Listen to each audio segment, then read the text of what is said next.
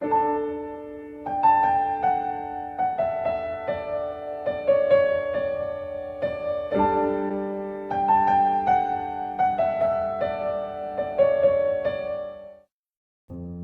ladies and gentlemen, my name is Dan, the voice behind that Kaito Dan, and welcome to my review for RWBY Volume 8 Episode 6, Midnight. As always, please make sure you watch this episode first on roosterteeth.com to support the show and avoid spoilers, and if you haven't seen my reaction to Episode 5, links to that video and this week's episode in the description down below and card above. Into the fandom spotlight once again, and comment-wise, many of you shared opposing thoughts to me feeling the directive approach to Penny's hacking hampered the emotional impact just a tad, with Kybert135 sharing praise for the sequence going for the unavoidable approach rather than a shocking mood swing like I would have preferred, while Brian Belcher made it quite clear they have a lot of strong emotions towards those responsible for Penny's fate. And finally, Robert Mahadi pointed out another way that Ironwood's own actions, or lack thereof, came back to bite him and his elites. So, last time out, we felt a double barrel shot right to our emotional core, with the high of the heroes finally getting the word out about Salem and Atlas's current fate, to then be followed by the low of spotting an even darker threat nearing the kingdom, and the crushing sight of our dear Robo-Girl literally falling into the enemy's hands. The fallout from these events was something many of us were eager to discover as is, but soon we learned that there was even more reason to be excited for this latest chapter, as several signs pointed to us finally getting some long overdue backstory content for a certain Flame Fatale. No pressure then for the episode to deliver, right? But did it? Or was it too little, too late? Let's find out. And that's right folks, we're starting off with the main event, something many episodes in the making, Cinder's past, finally brought to light, as we open up with the sight of a younger Cinder, still voiced by Jessica Nigri, who's scrubbing the floors of the farm/orphanage that she's raised in, somewhere in Anima given the attire of everyone else living there. Thing is, I say she's raised here, but it's safe to assume Cinder is not receiving the best care, as she's crying while cleaning, often getting into fights with the other kids, and the poor treatment from the adults may even go to malnourishment. Many of us speculated at least one aspect of Cinder's desire for power stemmed from the struggles of being low on the food chain, and suffice to say, she's definitely been about as low as possible very early on in her life. And it does fall in line with the less than flowery praise that she shared in Volume 3 about Mistral in general. Things do potentially take a turn for the better though, as someone arrives to adopt Cinder and take her to their home, or I guess more accurately, their workplace, the Glass Unicorn Hotel, right in the high society streets of Atlas. This swanky looking hotel is run by Cinder's new stepmother, a sophisticated and stern looking woman who the credits fittingly name only as Madame, with her voice provided by Linda Leonard, the actress behind Sister Teresa from Black Clover, Kazari Otogi from Nanbaka, and Joshu Kasai from Psycho Pass. This place is really a step above from the depressing side of the farm, at least on the visual front, with its many well-lit and well-furbished halls, several happy patrons, including a few who use this as their drinking spot, and some questionable tastes in fine art. Though that's not as questionable as the Madame having no shame in putting up a sign on the main desk saying "No Faunus Allowed." The series still needs some more detailed exploration on the mistreatment of Faunus, especially within Atlas, to better benefit when the story will try to showcase improvements in this conflict. But I am at least thankful that the old woman from episode 2 won't be the only example this volume of Faunus hatred being expressed. In fact, it should even be a quick little clue into the actual dark nature of the Madame, even before things start to unravel. I say that because we're soon introduced as well to Cinder's new stepsisters, though again, no names given. They are, however, both played by Amanda Lee, also known as Amelie, known for her many amazing song covers, as well as voice roles like Junko Kono from Zombieland Saga, Ai Hayasaka from Kaguya-sama, and Akiho Shinomoto from Cardcaptor Sakura Clear Card. The pair's condescending smirks aren't as big enough clue to the kind of harsh environment that Cinder's found herself in. The strict orders that the Madame gives sure as hell will, as it soon becomes apparent that the Madame's not so much adopted Cinder to be part of the family, more so she's acquired her as a new slaving member of her staff, one who must toil away for even a chance of decent food, tossing a roll at the starving girl despite the floor being filthy, as she and her mocking daughters leave Cinder alone, a dim spotlight being her only comfort in the darkness, acting as a beautiful yet saddening visual metaphor for the lonely suffering she's about to face. What follows is a brief montage of Cinder's strife working for the Madame, dealing with the stress of serving food to customers, cleaning everywhere, and so much more. Meanwhile, the Madame watches on, showing no appreciation or kindness, and her stepsisters mockingly tease her desire for decent food by eating some of the delicious treats right in front of her face, as she survives on only the scraps that customers leave behind. Boy, that "I refuse to starve" line from the last volume sure has new meaning after that, that's for sure. Maybe she should have had some of that Huntress blend coffee that the RWBY teased would cameo this volume after the real product got revealed earlier this year. Fair credit to them, I never assumed it'd be as we're seeing Cinder slaving away in a hotel owned by evil Emma Thompson and the least likable versions of Caroline and Justine. But of course, this is also shown off while we're listening to something I have been super hoping to get this volume. A brand new song focused on Cinder. A small piece that sounds like a mixture of Poor Unfortunate Souls and the melody heard from Cinder's return to the Vital Dance in Volume 2. The lyrics read off as the sort of cold orders of the Madame and the stepsisters, not just in what tasks they want Cinder to do, most of them just being rather selfish at that, but also in the purposeful effort to break Cinder's spirit and make her humble to the idea that someone unloved as her should be thankful to be given the chance to make use of her life, thanks to them. It's a tragic song for sure, and the rising pace of the piano and Casey's vocals match the increased bitterness of each insult to further drive in just how endless this treatment must have been. So yeah, after the hell of a life of an orphan on the farm comes an even crueler fate here in Atlas, and none of the patrons seem to bat an eye over this poor girl being forced to slave away under a stern eye and mean-spirited laughter. Well, except for one individual, a huntsman of sorts, who we see later on catches Cinder's eye thanks to the impressive-looking sword that he shows off to his party. A rare sight of a smiling Cinder lasting all of a few seconds before the sinister siblings arrive with some muddy shoes, solely just to make Cinder's job even harder.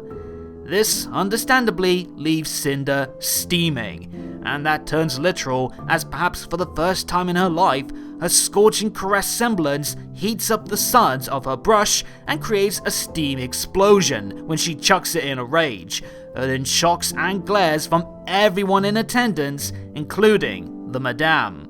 And it turns out that jeweled necklace that Cinder has started to wear after being taken in by the Madame has quite the dark purpose, as we see the hotel patriarch punish Cinder for her unladylike actions by activating its shock collar function, showing just how far her twisted torture truly goes. And say what you will about the things that Cinder has done later in life, you can't say she deserves this at all. No one does. And it does go one step further into creating a believable reason to feel realistic sympathy for Cinder.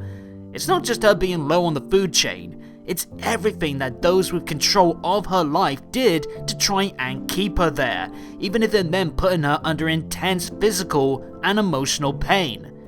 This is also, as I started to speculate the more that she said this line in present day, where Cinder had the phrase, "Without you, I am nothing," beaten into her head. the creed that the Madame makes sure that Cinder takes to heart to further squash any fragment of spirit within her that might make her continue to be a poor slave or even think of trying to run away. But the more you push someone, the more likely they are to start considering pushing back, as we next see Cinder enter her room in the basement through the vents after stealing the huntsman's sword.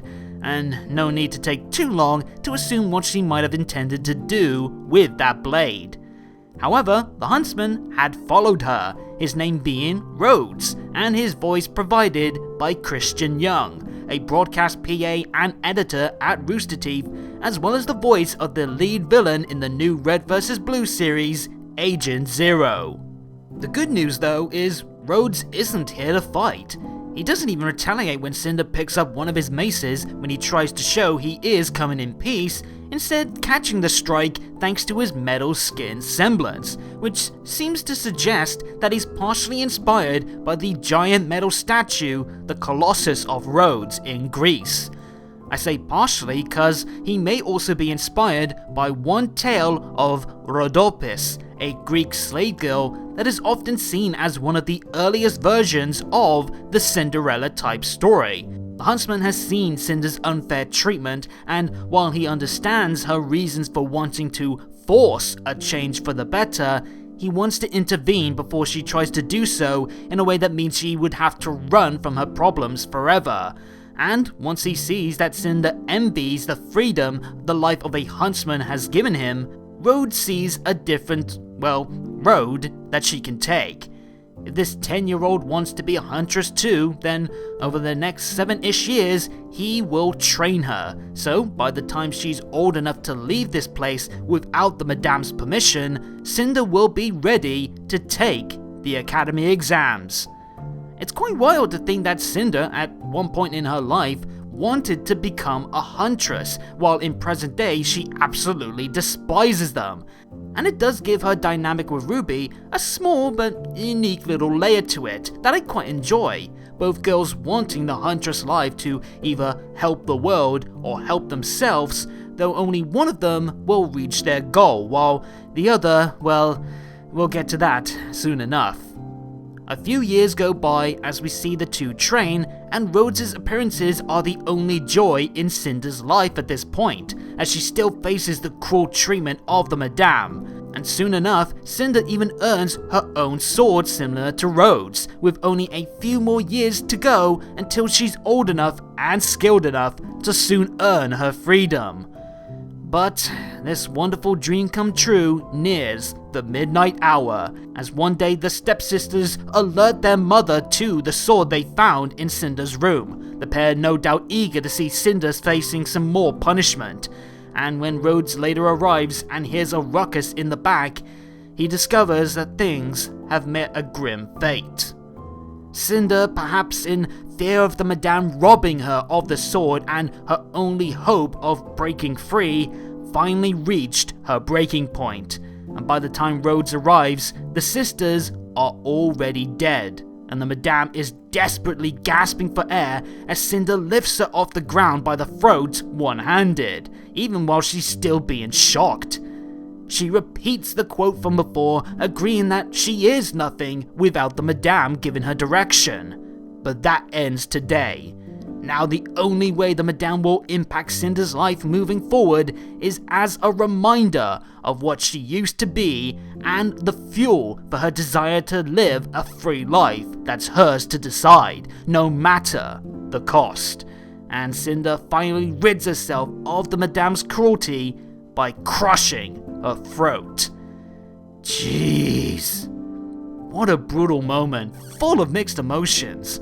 While I obviously don't condone her actions, I was happy to see Cinder finally break free of the vile woman's cruel torment, and hearing Cinder turn that phrase against her abuser added the extra special heck yeah aspect as one last act of satisfying defiance, making sure the Madame knew all the way until the end that she failed to break her spirit, and instead she made those flames of rebellion burn even stronger.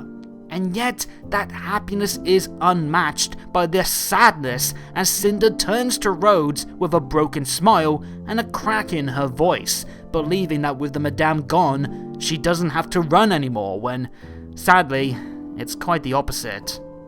Even though Rhodes clearly doesn't want to, he feels he has no choice but to stop Cinder. His duty as a huntsman means he can't overlook such actions, even when knowing full well what the hell the family put Cinder through.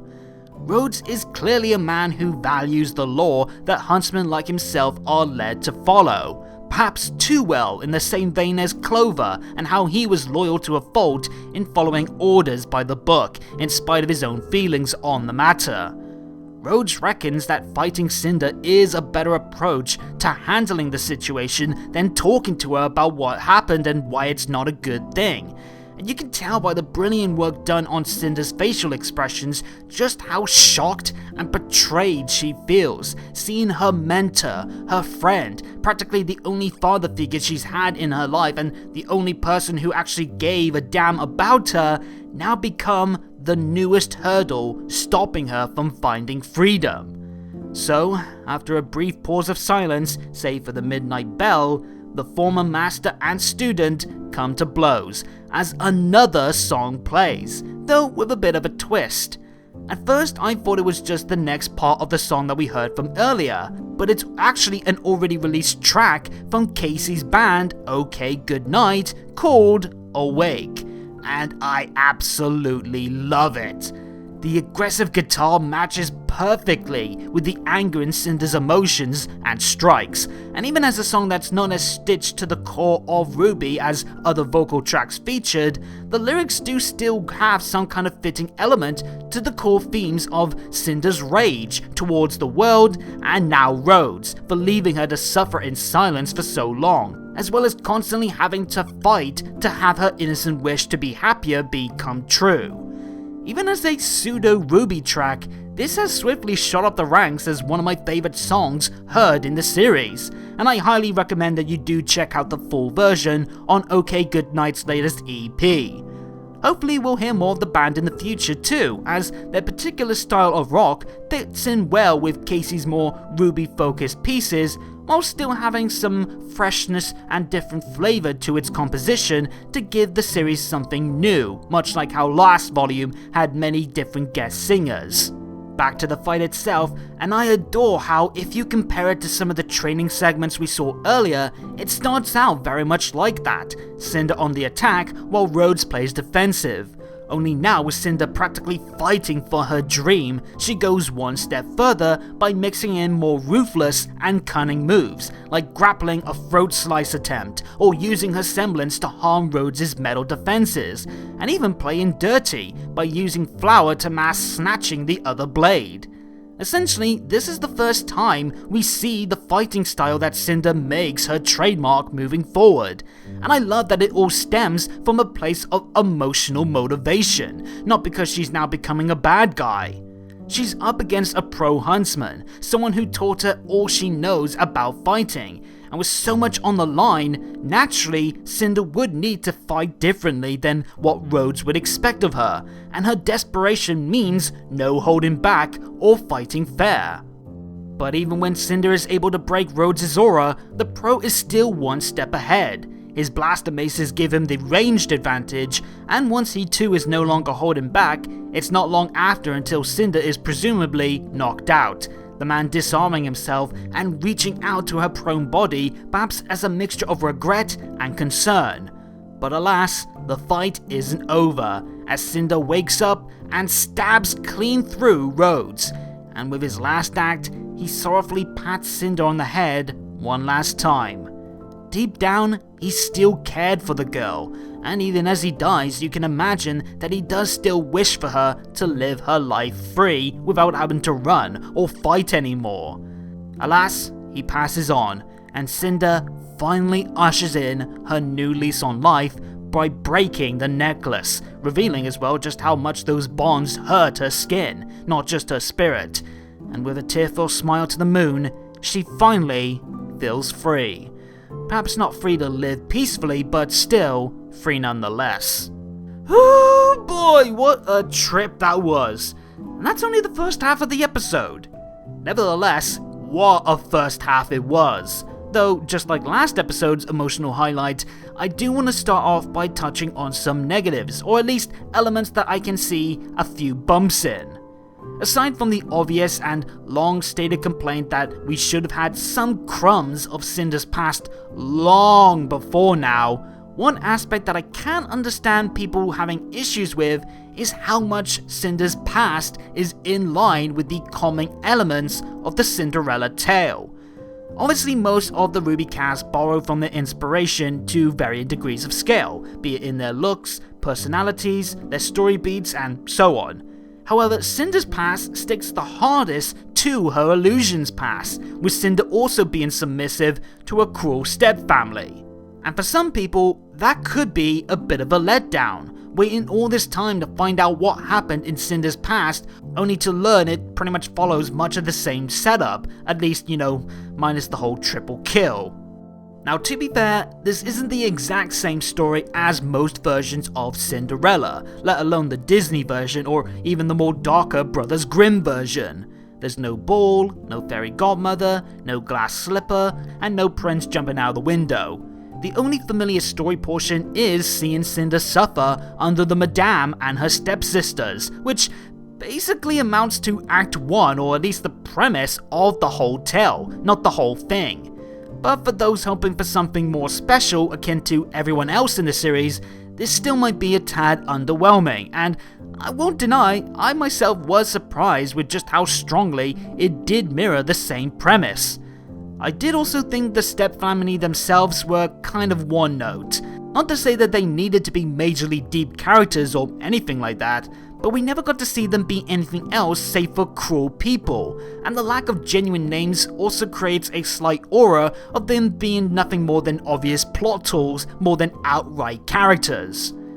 But holy cats, everything else about this flashback I am absolutely in love with. I'll admit, while I have been chomping at the bit for some insight on Cinder's past, I was also fearful about it, cause after everything she's done, all the people she's hurt and all the people she has killed, I didn't want what was shown to set her up on a road to redemption, cause I personally do not think that would be the best outcome for the character. I expected to feel sorry for her, yes, and boy did I, but thankfully we got the perfect balance of material that creates heartfelt sympathy without erasing her actions. Cinder's motivations were finally given the spotlight, and it showcased her not as a bad guy who can turn good, but as a tragic soul that could have been a good person were it not for constant strife and being surrounded by people who either showed her no love or didn't cut her free from the darkness before her heart was swallowed up by anger and fear, turning her into a devil. As one note as they were, the stepfamily and their constant barrage of heartless torment on an already suffering Cinder made it easy to understand why someone like her would be so desperate to be the one in control of her life that she would be willing to cross whatever moral lines it took to get that, and in time become the vindictive vixen that we know her of now. But we also get more than our fair share of additional factors that help explain a lot about what further shapes Cinder into the villain that she would become.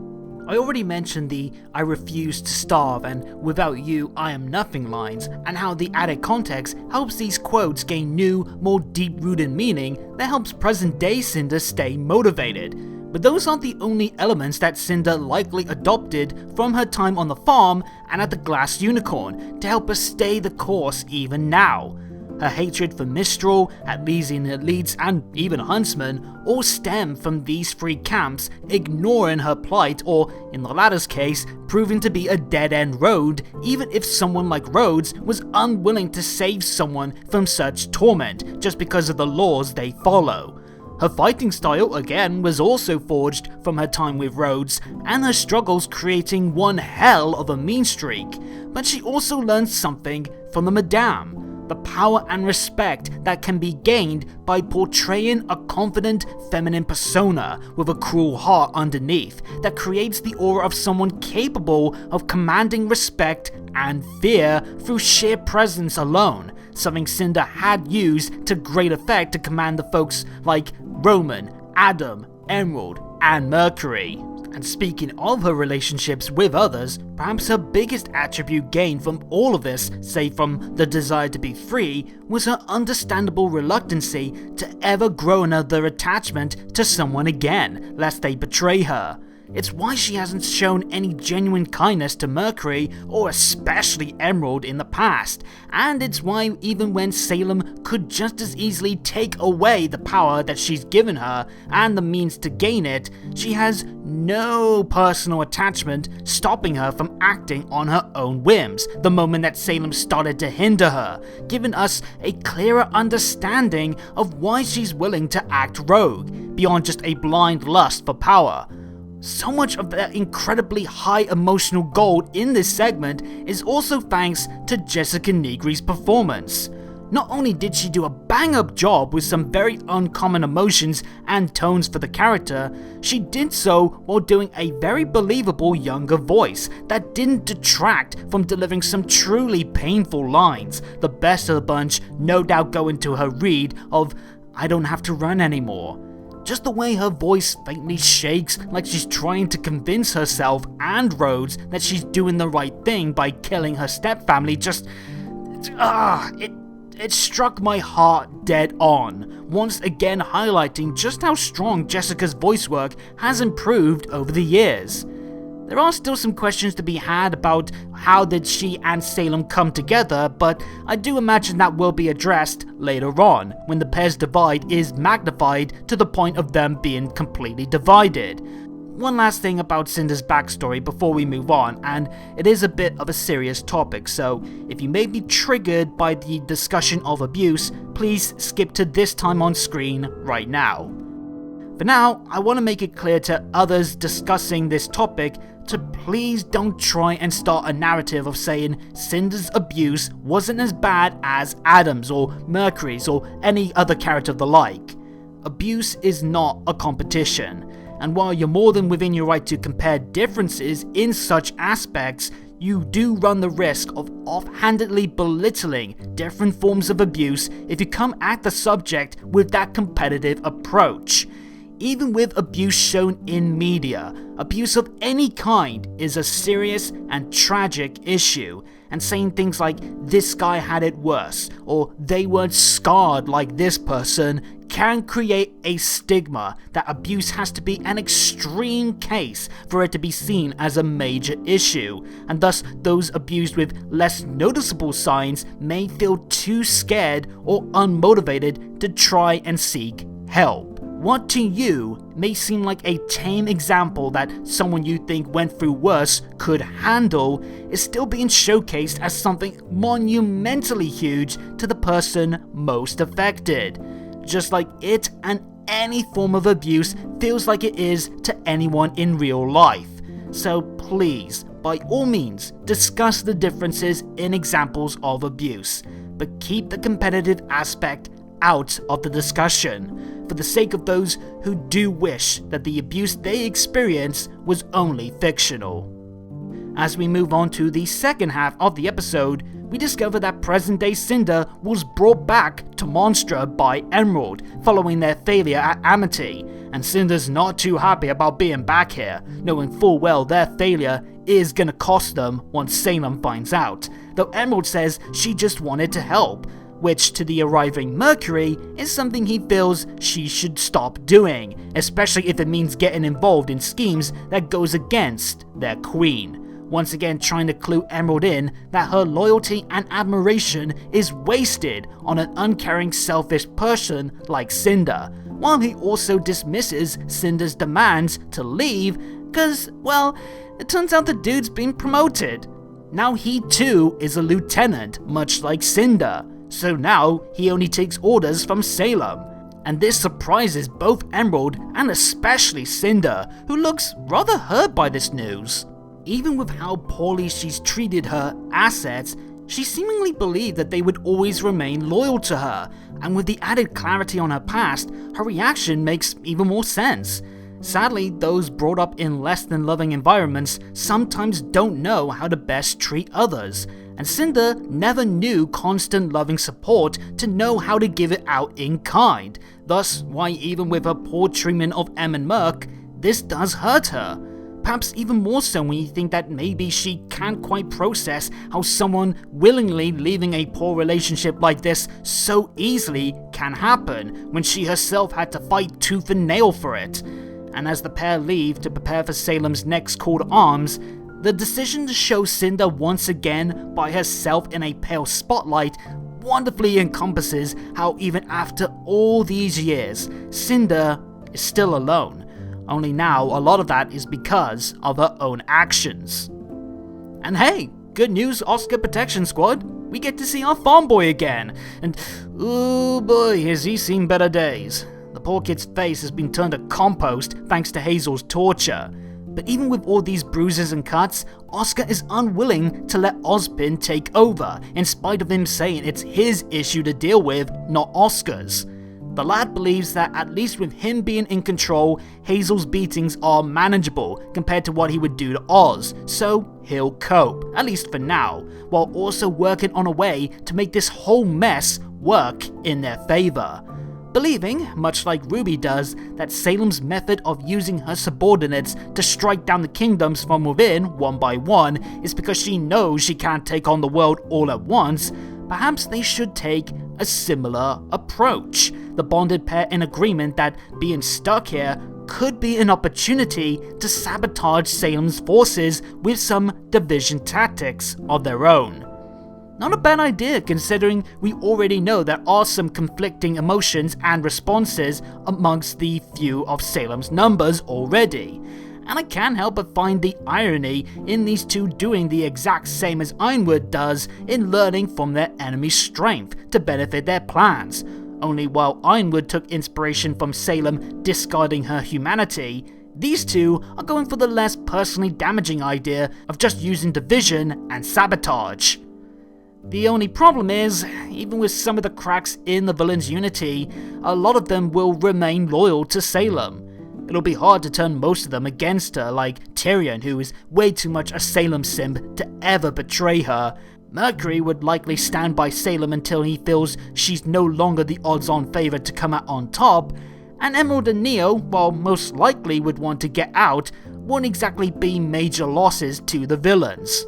In the end, the pair's best bet is Hazel, who is back to dish out some more beatings, though he too tries to tell Oscar it's not his fight.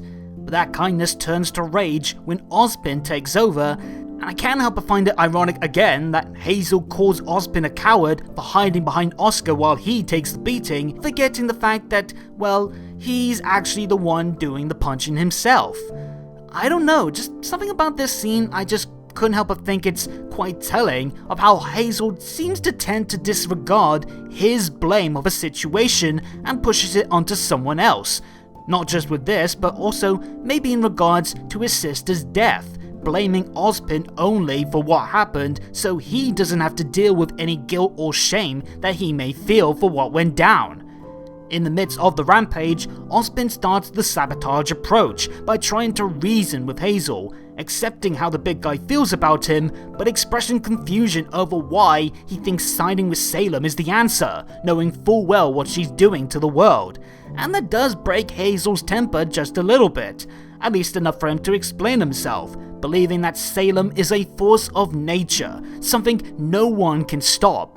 Yet Ozpin knows this and was willing to allow many children, including his sister, to fight her forces in a battle with no sign of victory in sight. This is a much better understanding of Hazel's reasoning to be on Salem's side than what we had before. While it was understandable why he would hate Ozpin, the fact that he was willing to side with the leader of the Grimm, the beast that seemingly killed his sister, always felt so confusing, and it did weaken the impact of his motivations greatly for some. Now though, by him expressing that he does understand Salem is evil, but he can't see her ever being stopped, his choice to follow her is more so out of relenting to her might than embracing her evil, and it does smooth over some of the dents in his motivations so that it's a bit of a plus point at long last. Ozpin though has a good counter to his points. Salem can still be fought, and they have to, before she obtains all the relics that would bring the world's destruction along with it, and that breaks Hazel's rage once again. It seems this is news to Hazel, despite being one of Salem's inner circle, and that could prove to be very useful as an ace in the hole for Oscar and Ozpin's attempts to break the villain's strength from within. What would they feel? What would they say? What would they do when they learn what Salem intends to do with the relics, and the fact that she kept this detail from them? Sadly, Salem herself arrives before Ozpin can say anything more to Hazel, but you get the notion that progress has been made in at least weakening some of the strength in Salem's forces. We then head to the main chamber with Salem's forces bowing before her, now including Mercury, while Em and Neo are left to the side, and we find out that Watt was able to contact Tyrion and pass on about him gaining the means to control Penny. How Watts was able to work on that stolen scroll in jail without any of the other prisoners noticing is beyond me, but still, this is not good at all. Nor is Salem's response to Cinder's latest act of disobedience, as suddenly Cinder's arm starts to freak out and burn at her, almost looking like the grim arm is clawing at her, and obviously this harkens back to the similar punishment she faced during her time under the Madame. Some cuts back to said torture, really hammering in the idea that Cinder ended up trading one life of subjugation and abuse for another. Yet Salem oddly says she is to blame for Cinder feeling that she has to rebel, halting the punishment as she goes to somewhat apologize for getting in the way of Cinder's aspirations. And now she will instead lift her up and allow her to chase her goals once again as she wishes, asking her to go free Watts, find Penny, and then she can have the Winter Maiden powers for her own, though the Hound will also be in pursuit of Penny, making it a sort of race if you will. But in the end, the Maiden powers will be on their side, and Salem will have the staff. I can't be the only one raising some major red flags to this, right? Not only was Cinder getting off scot-free it seems, minus that little bit of grim torture just now, but Salem being all comforting and supportive of Cinder's wants when just 2 episodes ago she said Cinder hadn't even earned the right to have Salem care about such things? I don't buy it one bit, and this smells like a setup where regardless of if Cinder succeeds or fails, Salem still wins. If Watts now has the means to control Penny, Salem could just easily say she'll have Cinder and Penny in her forces and leave it at that. But no, she's actively allowing Cinder to try and steal it, and I reckon this is a sort of winner-takes-all setup. If Cinder steals the power, well, then thanks to Salem acting more open to her wants, Cinder perhaps won't rebel as much and she'll remain loyal. Should Cinder fail though, we could see the corrupted Penny steal the power herself, giving Salem a new maiden proxy that is easier to control than the rebellious Cinder. I'm curious then if Cinder will catch on to this, or will she be so blinded by her desperation to finally get the Winter Maiden powers that it will make her ignore the warning signs? If so, then I think the only person who will be able to help her right now is Emerald. She was there watching the abuse just now, and she was also there when Salem threatened what would happen if your goals interfered with hers. So seeing Salem offering Cinder another chance could make her worry, and try to make Cinder realize she's being set up to fail, which could also give us the much anticipated moment of Emerald finally confronting Cinder about her feelings, not just in terms of affection, but also with how poorly she's being treated. Maybe also after having seen Cinder is dealing with her own abusive relationship, she also tries to help her out there too before it's too late. If so, then that could be quite the highly strung emotional moment regardless of the fallout. Imagine if Emerald opens up her heart and shows Cinder that she does care for her and it's genuine, yet the vixen still turns away thinking solely about her own wants and lust for power. It's also at the mention of the staff relic that Oscar shouts out about what will happen when Salem gets all the relics, in the hopes of making everyone here see sense, but Hazel quickly shushes him up by force, and Salem feels such efforts are wasted and far too late, feeling very confident indeed, and given stuff later on, it's not unfounded confidence either. We next see Winter and the Aesops on the hunt for Penny, with the Atlas elites not sounding too confident in the hacking attempt's success, Elm even saying that she doesn't trust technology, which, given similar feelings shared by many in Vacuo as seen in Before the Dawn, makes me wonder if Elm is from Vacuo, or if she's just someone who grew up in Mantle and perhaps prefers human strengths over anything done through technology. It's her comment as well, calling Penny worthless junk, that irks Winter enough to tell them all to shut up and act like the elites they're supposed to be, which is nice to see on her part. She hasn't forgotten Penny as the person, and won't allow such comments to be said about her, even if she's still currently on the side that caused her much grief right now. Soon, the elites pick up a message which ends up being from Jean, Yang, and Ren, asking for aid and warning about the incoming massive Grim threat drawing near, and eventually both parties meet up with, well, some expected tense motions going off right at the bat. Jean tries to point out the Grim River that's heading towards the city, but Harriet's sole focus right now is Penny, and the two start to get hostile about what's more important at the moment. Harriet's really becoming quite the hostile element as of late, which I do enjoy, even with her making me angry at her stubbornness. Robin definitely touched a sensitive nerve about refusing to acknowledge anything that might make her see where she's failed or fought wrong, and her unashamed attitude meshes well with those who she butts heads with compared to the others on her team who are rather quiet, conflicted, or stern. There is one worrying thing though. She and the rest of the Aesops are the last people that should be around Ren right now, especially Harriet. It wouldn't be a shocker for them to bring up their recent fight with their friends, and you know if it's Harriet doing it, she won't sugarcoat her feelings on Nora's violent outburst stopping them even if it put her in serious condition. And once she does, Ren would definitely flip out, likely wanting to fight the Aesops in retaliation in spite of everything going on in the city. And things don't get any better as suddenly the whole area starts to shake before the Grim River shoots up in a focused blast, burning away at Atlas's hard light shields, creating a hole for the ooze to break through and plant some sentinels to break away at the shield's towers, eventually destroying them and leaving the floating city with no more defenses, keeping out Salem's forces. What a brilliant bait and switch over the primary target of the river. Most of us assumed it was going to be attacking just Mantle since Atlas was safe in the sky, but having both locations now be under threat by the river drives up the threat level dramatically. It also shows once again that Ironwood's folly in not protecting Mantle has definitely come to bite him in the backside. He wasn't aware of the incoming attack that was right underneath him because he was focusing on just Atlas. And now his city's defenses are down, the Grim are free to attack both cities. And he also just sent his finest soldiers away from Atlas, leaving him with just his regular forces to deal with the incoming Grim army.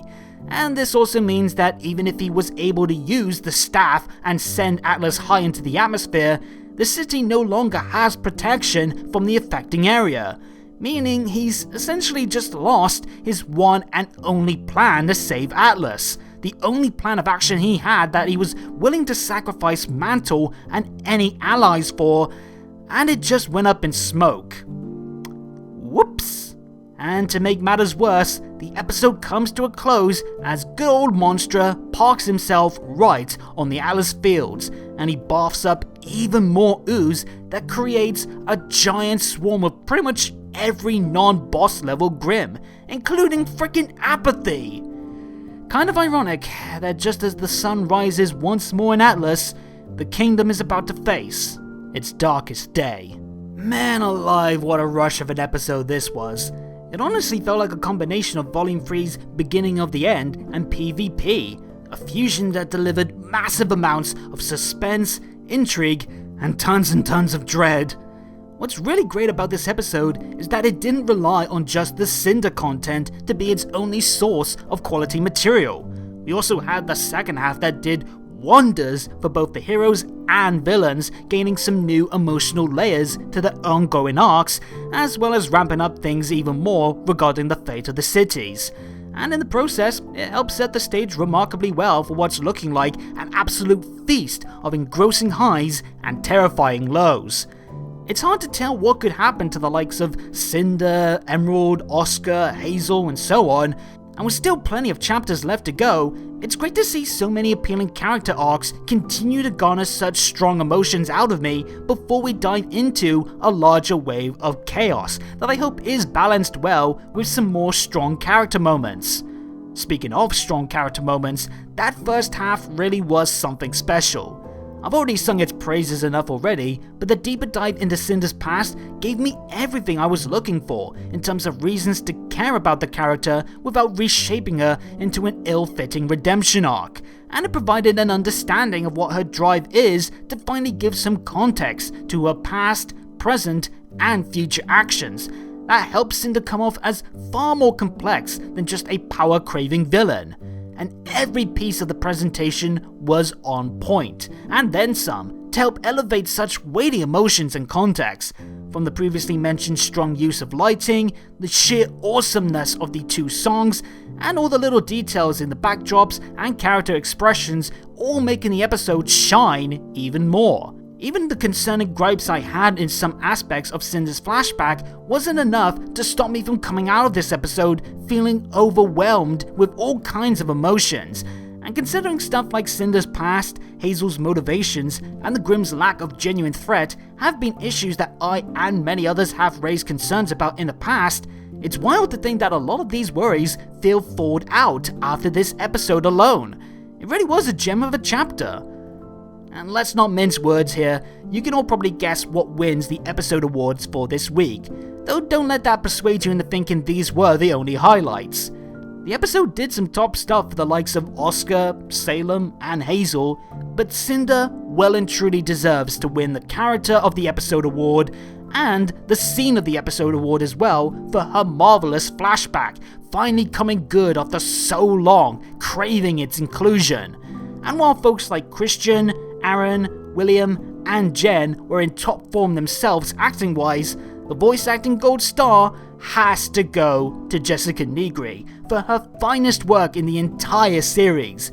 Again, a massive achievement considering how far she's come as a performer, and in spite of some uncharted territory for the role, which she nailed to perfection. And so, all in all, this episode was a real treat. Not only did the RWBY succeed in delivering on something many of us have been chomping at the bit for, and doing so even better than expected, they somehow made an already tense scenario grow even stronger.